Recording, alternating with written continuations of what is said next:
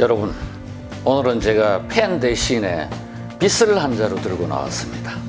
왜 빗을 갖고 나왔느냐? 스님에게 빗을 파는 방법을 가르쳐 드리기 위해서 빗을 들고 나왔습니다. 김병조의 단말씀만 오늘은 스님에게 빗을 팔아라 라는 제목으로 역발상에 대한 이야기를 좀 하겠습니다. 자, 이 빗이라는 도구는 머리카락을 다듬는 데 사용하는 도구입니다. 그죠?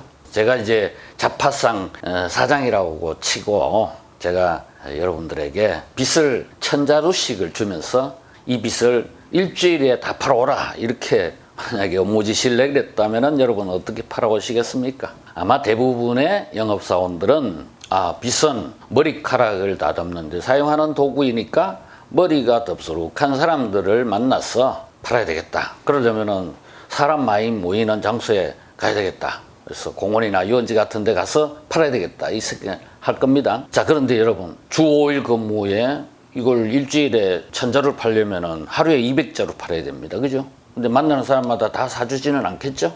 영업 성공률이 한 10% 정도 된다고 보면은 2000명은 만나야 200자루를 팔 수 있습니다. 하루에 2000명 만나기 쉽지가 않습니다. 하루 정도는 그렇게 할 수 있을 거예요. 힘이 있을 때.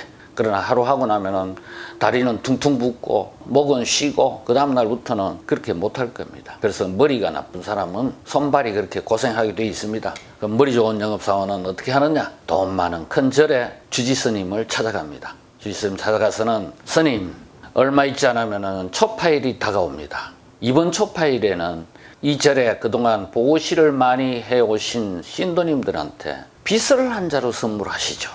머리카락 하나 없는 주지스님이 빗을 보고는 깜짝 놀랍니다. 그동안 초파일 때마다 맨날 했던 똑같은 선물 하자니 좀 지겹고 그렇지 않아도 새로운 선물거리가 없나 하고 고민하고 있던 차에 빗을 하나 들고 와서 사라고 합니다.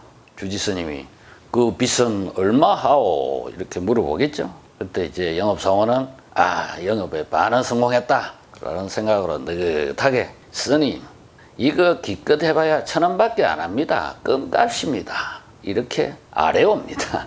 그러면은 주지스님 나무아미타불 관세음보살 하시면서 허락하십니다. 그 영업사원은 한 큐에 1000자루를 팔고 아름다운 사찰의 경내를 구경하고 느긋하게 회사로 돌아옵니다. 이거 제가 만들어낸 이야기가 아니고 실제 있었던 어느 회사 영업사원의 전설적인 이야기입니다. 이게 바로 역발상의 하나의 상징적인 이야기로 전해져 내려오고 있습니다. 자, 그럼 역발상이란 뭐냐? 말 그대로 하면 거꾸로 생각하는 겁니다. 남들이 생각하는 고정관념을 깨고 남들하고 뭔가 다르게 생각하는 것을 우리가 역발상이라고 합니다. 자, 여러분 이런 질문을 많이 하죠. 얼음이 녹으면 뭐가 됩니까? 라는 질문을 합니다. 그러면은 아주 고정관념을 갖고 있는 1차원적인 생각을 하는 사람은 어떻게 대답을 하느냐? 얼음이 녹으면 물이 됩니다. 초등학생 수준의 대답을 하죠. 그런데 2차원적인 생각을 하는 사람은 어떤 생각을 하느냐? 얼음이 녹으면 꽃이 핍니다. 또는 얼음이 녹으면 봄이 옵니다. 이렇게 이야기합니다. 그 사람의 머릿속에 있는 얼음은 뭐냐? 접시 위에 담겨 있는 얼음 조각이 아니라 저 깊은 소백산 골짜기 계곡에 있는 얼음이에요. 실제 소백산에는 5월 말까지도 계곡에 얼음이 있어요.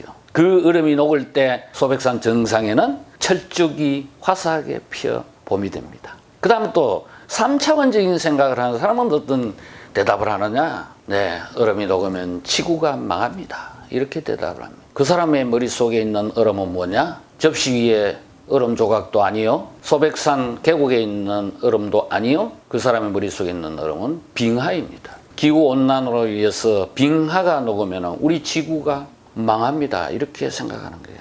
그래서 어떤 얼음을 생각하느냐에 따라서 그 사람의 생각과 답은 다 달라지는 거예요. 이렇게 역발상 또는 고정관념을 깨는 것은 굉장히 큰 차이가 납니다. 그렇게 말하는 김병조 당시는 얼마나 역발상을 하고 관점을 깨는 그런 사고를 하시오라는 질문을 하실 것 같아서 제가 경험한 사례를 하나 말씀드리겠습니다. 때는 지금으로부터 20년 전인 1999년이었습니다. 제 주변에 안동 한우를 유통하는 유통업자가 한 사람 있었어요.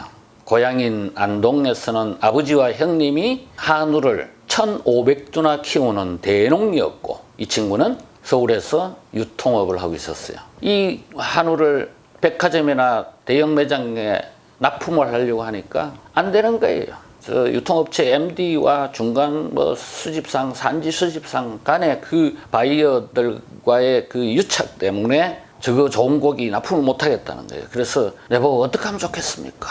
그런데 그때 제가 뭐라고 대답했냐? 너 그 고기를 홍보를 하자 그랬어요. 어떻게 해요? 그러더라고요. 그래서 제가 3일을 제가 밤을 새가면서 고민을 했습니다. 그리고 만들어낸 홍보 전략이 뭐였느냐? 콜 서비스를 하자 그랬어요. 콜 서비스가 뭐냐? 우리 회사에 전화를 하면은 고기를 집에까지 배달해주는 서비스예요. 이걸 하자니까 그 젊은 사장이 이거 돈 됩니까? 그러더라고. 돈 안 된다. 돈 안 되는데 왜 합니까? 내가 누구 고기 홍보하자 그랬지 이거 하고 돈 벌자 그랬나 그랬어요. 어쨌든 결과적으로 제 뜻을 받아들여서 하게 됐어요. 그래서 제가 보도자료를 작성을 했습니다. 보도자료 제목이 뭐냐? 쇠고기 한 근도 가정까지 배달. 이게 제목입니다. 그리고 보도자료 내용은 안동에서 직접 1,500두 키우는 한우를 중간 유통 일체 없이 우리 육가공 공장에서 가공해서 가정까지 한 근이라도 배달해 주는데 가격은 백화점보다 10% 저렴합니다. 이게 보도자료의 핵심이에요. 그리고는 돈 한 푼 안 들이고 그때는 이메일도 잘 사용하지 않을 때예요. 팩스로 언론사에 유통 담당 기자들한테 뿌렸습니다. 뿌렸는데 신문사라는 신문사는 전부 다 기사화해 줬는데 특히 KBS 유통 담당 기자는 전화가 온 거예요. 그때 제가 기획실장 이름으로 그렇게 했는데 실장님 이거 촬영 좀 합시다.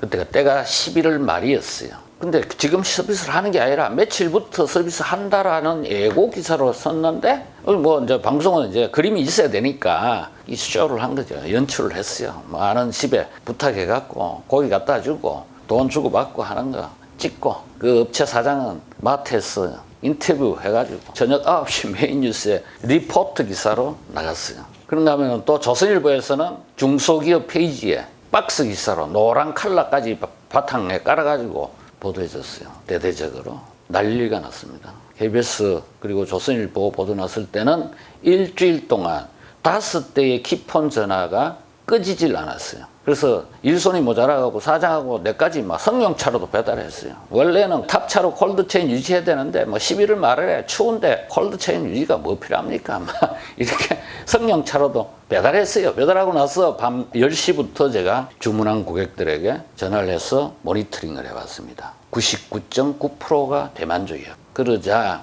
그 다음에 이제 그동안 사장이 아무리 납품하려고 애를 써도 안 되던 백화점, 대형 유통, 마트 이런 데서 우리 고기 대주십시오 라는 전화가 옵니다. 학교에서는 학교 급식 고기 대달라고 전화 오고 호텔에서는 고급 스테이크용 고기 납품해달라고 전화가 옵니다. 그때 내가 사장은 돈은 여기서 버는 거다. 그런 적이 있습니다. 공전의 히트를 기록한 경험이 있습니다.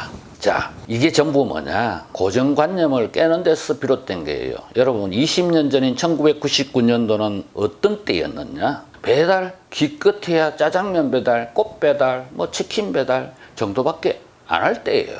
지금이야 뭐 배달 천국이지만.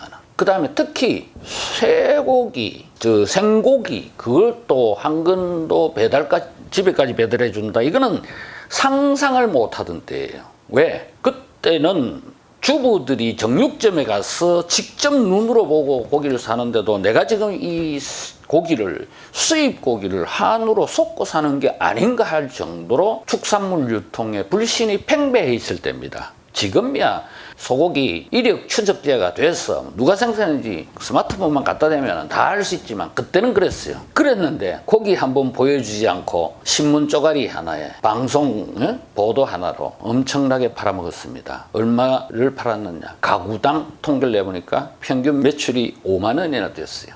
이게 이제 바로 뭐냐, 남들하고 다르게 생각, 고정관념을 깨는 그런 경험인데, 자, 여러분 지금 요즘 기업의 화두는 뭐냐, 창조 경영입니다. 창조 경영이 왜 필요하냐? 그래야 블루오션을 창출할 수 있기 때문에 그래요. 그럼 창조 경영은 어디에서 나오느냐? 바로 남들과 다르게 생각하는 역발상에서 나오는 겁니다. 그래서 여러분들 최근에 IT 업체 중에서는 가장 대표적으로 성공한 기업이 바로 아이폰을 만들어낸 애플 아닙니까? 애플의 슬로건이 뭐냐? 기업 슬로건이 Think Different예요. 원래 IBM이라는 회사에서 기업 창업 슬로건이 Think였어요. 생각하라, 생각하라, 끊임없이 생각하라. 이게 창업 슬로건인데 애플은 거기에다가 한자 더 붙인 거예요. Think different. 생각만 해서는 안 된다. Think something different예요. 원래는 Think something different. 뭔가 다른 걸 생각해라. 그래야 새로운 게 나온다. 그래야 창조 경영이 된다. 라는 거였습니다. 그래서 나온 게 바로 뭡니까? 아이폰입니다.